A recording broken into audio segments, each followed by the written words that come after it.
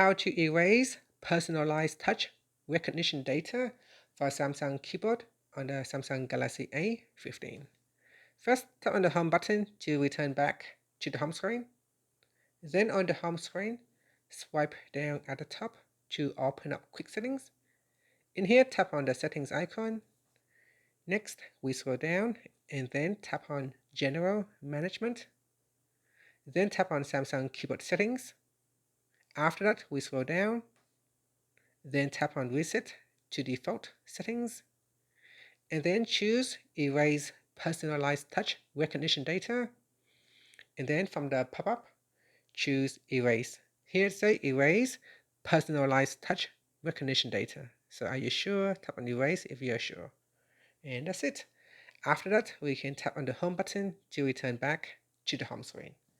Thank you for watching this video. Please like and subscribe to my channel for more videos.